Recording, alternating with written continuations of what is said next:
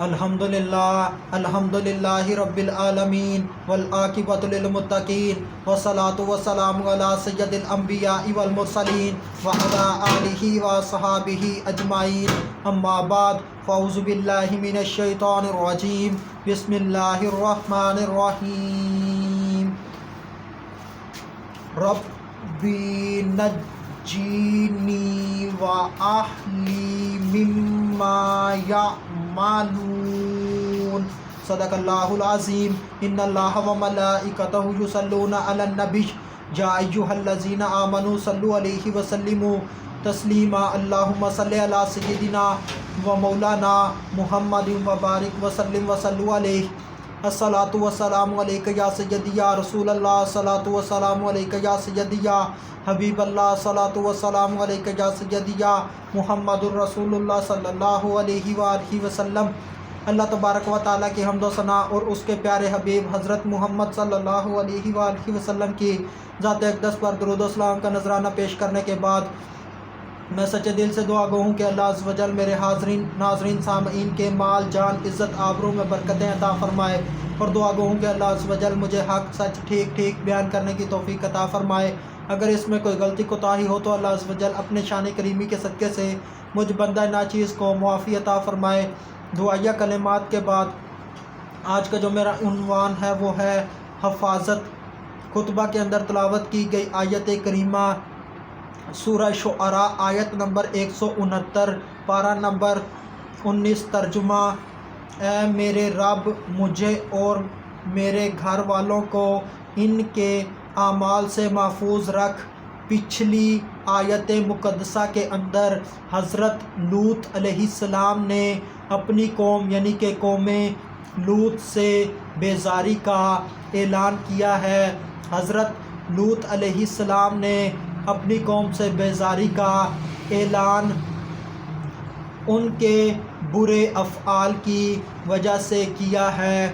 وہ برے افعال کون سے ہیں؟ وہ افعال نبی پاک صلی اللہ علیہ وآلہ وسلم نے قوم لوط کے بیان فرما دیے، اور نبی پاک صلی اللہ علیہ وآلہ وسلم نے ساتھ میں یہ بھی بیان فرما دیا کہ میری امت یہ سب کام کرے گی، اور میری امت ایک مزید کام کرے گی، وہ یہ کہ عورتوں سے جنسی خواہش پوری کریں گی۔ یہاں پر رک کر میں گرلز ہاسٹل والوں کو ایک مشورہ دیتا چلوں، انسان چاہے وہ مرد ہو یا وہ عورت ہو، جب وہ بالکل اکیلا ہوتا ہے اور وہ فارغ ہوتا ہے یعنی کہ کوئی کام کاج نہیں کر رہا ہوتا، تو اس وقت شیطان سب سے زیادہ حملہ آور ہوتا ہے اور انسان کو گناہ کی طرف اور بے حیائی کی طرف لے جاتا ہے۔ اس لیے ایک کمرے کے اندر ایک گرل کو نہ رکھا جائے، اور رہی بات دو گرلز کی ایک روم کے اندر، تو نبی پاک صلی اللہ علیہ وآلہ وسلم کی حدیث ہے کہ عورتوں سے جنسی خواہش پوری کریں گی۔ جب دو گرلز ایک روم کے اندر ہوں گی تو شیطان ان کے اوپر حملہ آور ہوگا اور ان کو بے حیائیوں کی طرف لے جائے گا، اور یہ پھر جنسی خواہش ایک دوسرے سے حاصل کرنے میں لگ جائیں گی۔ اور نبی پاک صلی اللہ علیہ وآلہ وسلم کی حدیث بھی ہے کہ جہاں پر دو انسان یعنی کہ مرد اور عورت ہوں تو وہاں پر تیسرا شیطان ہوتا ہے، تو شیطان ان کو بے حیائیوں پر ابھارے گا، جس کی وجہ سے وہ جنسی لذت میں ملوث ہو جائیں گی۔ اور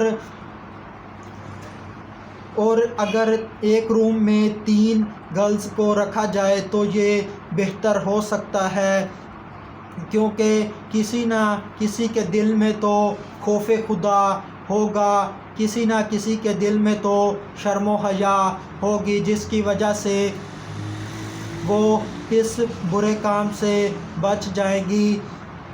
یہ کوئی ہارڈ اینڈ فاسٹ رول نہیں ہے، یہ ایک مشورہ ہے۔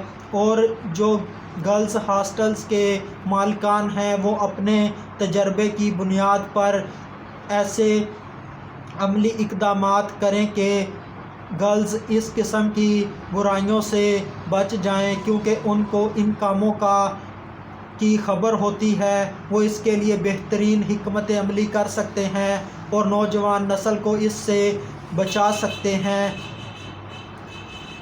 آج بوائز اور گرلز ہاسٹل کے اندر ہائی سپیڈ انٹرنیٹ 24 گھنٹے دستیاب ہوتا ہے اور شیطان ہر وقت نوجوان نسل کے اوپر حملہ آور ہوتا رہتا ہے، اور نوجوان نسل آج کے دور میں اسکرینوں کے اوپر بے حیائی کا ایک سمندر دیکھتی ہے۔ جب اس کام پر کوئی روک ٹوک نہ ہو، آزادانہ ماحول ہو، تو نوجوان نسل کھلی بے حیائی یعنی کہ زنا کی طرف مائل ہو جاتے ہیں۔ مخلوط نظام تعلیم یعنی کہ کو ایجوکیشن بھی اس چیز کو پروموٹ کر رہی ہے، جس کی وجہ سے لڑکے لڑکوں کے ساتھ، لڑکیاں لڑکیوں کے ساتھ اور لڑکے لڑکیوں کے ساتھ بے حیائی کے کاموں میں مشغول ہو جاتے ہیں۔ گناہوں سے بچانے والی ذات صرف اللہ پاک کی ہے۔ انسان کو گناہ سے سوائے اللہ کی ذات کے کوئی نہیں بچا سکتا، اللہ ہی ہے جو انسان کو بچا سکتا ہے۔ انسان کو چاہیے کہ دوسرے انسان کو گناہوں سے بچانے کی کوشش کرتا رہے، اس کو سمجھاتا رہے، خود بھی گناہ سے بچے، بے حیائی سے بچے، اور دوسرے کو بھی بے حیائی سے روکے، گناہ سے روکے، کیونکہ ہم آخری امت ہیں اور ہم نے ہی دوسروں کو نیکی کا حکم دینا ہے، دوسروں کو برائی سے روکنا ہے۔ یہ ہمارے اوپر لازم ہے کہ ہم نیکی کا حکم دیں اور برائی سے منع کریں، خود بھی نیکی کریں اور خود بھی برائی سے بچیں۔ مگر جب بے حیائی دلوں کے اندر رچ بس جائے تو سوائے اللہ کی ذات کے انسان کو کوئی گناہوں سے نہیں روک سکتا۔ حکومت وقت سے درخواست ہے کہ جہاں پر ہاسٹلز کے اندر منشیات کو روکا جاتا ہے، جہاں پر ہاسٹلز کے اندر اسلحہ کو روکا جاتا ہے، اسی طرح ہاسٹلز کے اندر سے بے حیائی، کھلی بے حیائی کو روکا جائے تاکہ نوجوان نسل اس سے بچ سکے، بے حیائی کے سیلاب سے بچ سکے، ان کو بے حیائی سے دور کیا جائے۔ اس کے لیے عملی اقدامات بہت جلد اور مؤثر اختیار کیے جائیں۔ اس آیت کریمہ کے اندر حضرت لوط علیہ السلام نے اللہ پاک سے دعا کی، یا اللہ مجھے اور میرے گھر والوں کو ان کے افعال سے نجات دے، یعنی کہ حضرت لوط علیہ السلام نے دعا کی، یا اللہ مجھے اور میرے گھر والوں کو ان کے برے افعال سے محفوظ رکھ، ان سے بچا لے۔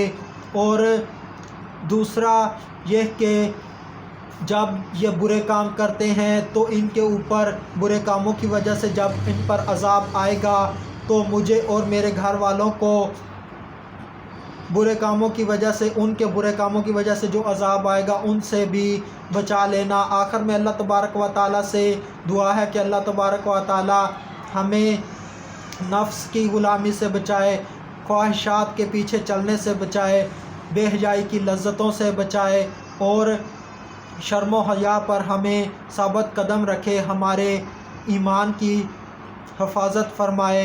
وما علینا الا البلاغ۔